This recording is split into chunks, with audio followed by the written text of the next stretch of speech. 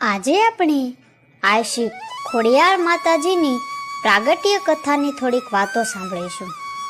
શ્રી ખોડિયાર માતાજીનું પ્રાગટ્ય અંગેની જે કથા મળે છે તે મુજબ મહાદેવના વરદાનથી 1200 વર્ષ પૂર્વે માં ખોડલ અવતર્યા હતા. આશરે 9 થી 11મી સદીની આસપાસ સમયની આ વાત છે. ભાવનગર જિલ્લાના બોટાદ તાલુકાના રોહિશાળા ગામમાં મામડિયા નામે એક ચારણ રહેતા હતા. તેઓ વ્યવસાય માલધારી હતા અને ભગવાન શિવના પરમ ઉપાસક હતા. તેમના પત્ની દેવળબા પણ ખૂબ જ માયાળુ અને ઈશ્વરની ભક્તિમાં લીન રહેવાવાળા હતા. તેઓ માલધારી હોવાથી ઘરે દુજાણાને લીધે લક્ષ્મીનો પાર ન હતો, પણ ખોળાનો ખૂંદનાર ન હતો. તેનું દુઃખ દેવળબાને સાલ્યા કરતું હતું. મામડિયા અને દેવળબા બંને ઉદાર, માયાળુ અને પરગજુ હતા. તેમના આંગણે આવેલો કોઈ દિવસ ખાલી હાથે કે ભૂખ્યા પેટે પાછો ન જાય, એવા આ ચારણ દંપતીમાં વણલખ્યો નિયમ હતો. તે સમયે ભાવનગર જિલ્લાના વલભીપુરમાં શિલાદિત્ય નામનો રાજા રાજ કરતો હતો, જેને મામડિયા ચારણ સાથે ગાઢ મિત્રાચારી હતી. મામડિયા ચારણ ના આવે ત્યાં સુધી તો શિલાદત્તને દરબારમાં જાણે કે કંઈ ખૂટતું તેમ લાગતું. આમ વલભીપુરના રાજવી શિલાદિત્યના દરબારમાં કેટલાક ઈર્ષાળુ લોકો પણ હતા. તેમણે રાજા અને મામડિયા વચ્ચેની મૈત્રી આંખમાં કણાની જેમ ખૂંચતી હતી.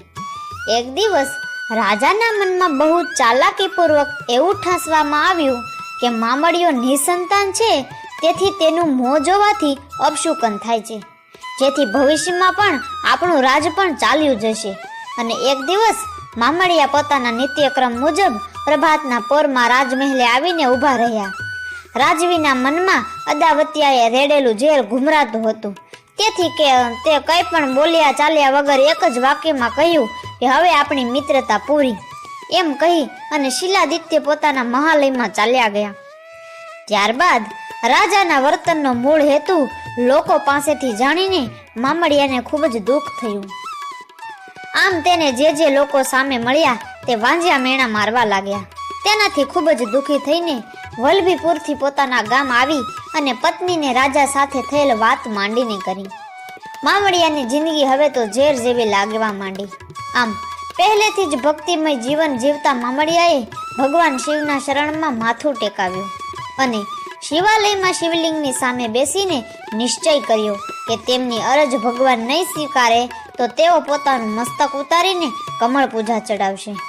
મામડિયો ભગવાનની આરાધના કરવા લાગ્યો. આમ છતાં કાંઈ સંકેત ન થયા અને પોતાનું મસ્તક જ્યાં તલવારથી ઉતારવા લાગ્યા ત્યારે જ ભગવાન શિવ પ્રસન્ન થયા અને પાતાળ લોકના નાગ દેવતા અને નાગપુત્રીઓ અને નાગપુત્ર તેમને ત્યાં 7 પુત્રીઓ અને 1 પુત્ર તરીકે જન્મ લેશે એવું વરદાન આપ્યું. આમ મામડિયો તો ખુશ થઈ ગયો અને ઘરે જઈને તેની પત્નીને વાત કરી. તેની પત્નીએ ભગવાન શિવના કહેવા મુજબ મહાસુદ આઠમના દિવસે 8 ખાલી પારણા રાખી દીધા, જેમાં 7 નાગણીઓ અને 1 નાગપુત્ર આવી અને તરત જ મનુષ્યના બાળ સ્વરૂપે પ્રગટ થયા.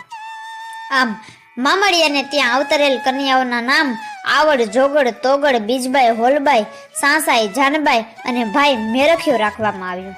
આમ તેમનો જન્મ આશરે 9મી થી 11મી સદીમાં મહાસુદ આઠમના દિવસે થયો હતો, જેથી તે દિવસે ખોડિયાર જયંતિ ઉજવવામાં આવે છે. ભારતમાં ખોડિયાર માતાજીને પૂજવાવાળા ઘણા લોકો છે. શ્રી ખોડિયાર માતાજીના મંદિરો ગુજરાત રાજ્યના સૌરાષ્ટ્રમાં મુખ્ય 3 છે, જે ધારી પાસે ગળધરા અને વાંકાનેર પાસે માટેલ અને ભાવનગર પાસે રાજપરા ગામે આવેલ છે. તેમના આ સ્થાનકોએ પાણીના ધરાઓ આવેલા છે.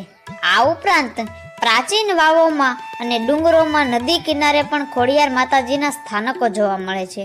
તેમજ ગુજરાતના રાજકોટ જિલ્લામાં સરાધાર ગામ પાસેના ભાડલા ગામે પણ ખોડિયાર માતાજી તેમજ તેમના 6 બહેનો અને ભાઈ મેરખ્યાનું મંદિર આવેલું છે. આ ઉપરાંત પાટણ જિલ્લાના સમી તાલુકાના વારાણ ગામ પણ ખોડિયાર ધામ આવેલ છે, જ્યાં ખોડિયાર જયંતિના દિવસે મોટો મેળો ભરાય છે, જે પણ પૂરા ભારતમાં પ્રખ્યાત છે. આમ વિશ્વમાં ઘણી બધી વ્યક્તિઓ કે દેવી દેવતાઓના ઉપનામ પાડવા પાછળનું કોઈ કારણ જોવા મળે છે. તેવી જ રીતે સૌરાષ્ટ્રમાં અવતરેલ શ્રી ખોડિયાર માતાજીનું નામ પડવા પાછળની કથા એવી જાણવા મળે છે કે એક વખત મામડિયા ચારણના સૌથી નાના સંતાન એવા મેરખિયાને ખૂબ ઝેરી ગણાય તેવા સાપે દંશ દીધો હતો, જેની વાત મળતા જ તેના માતા પિતા અને સાતે બહેનોના જીવ અદ્ધર થઈ ગયા અને ઝેર કેવી રીતે ઉતરે તેનો ઉપાય વિચારતા હતા. તેવામાં કોઈએ એવો ઉપાય બતાવ્યો કે પાતાળ લોકમાં નાગરાજ પાસેથી અમૃતનો કુંભ સૂર્ય ઉગે તે પહેલા લાવવામાં આવે તો મેરખિયાનો જીવ બચે તેમ છે.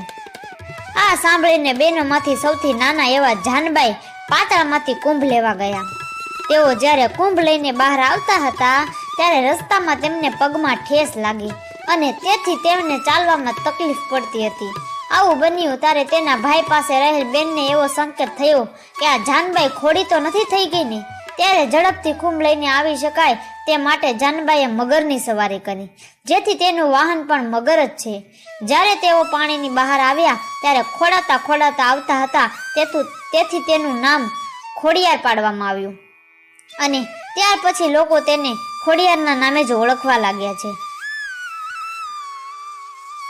આમ ખોડિયારમાંની આપણે આ પ્રાગટ્ય કથાના થોડીક વાતો જાણી છે. તો આવી જ અવનવી ઇતિહાસોની ઘટના સાંભળવા માટે અમારી ચેનલને લાઈક કરો, શેર કરો અને સબસ્ક્રાઈબ કરો.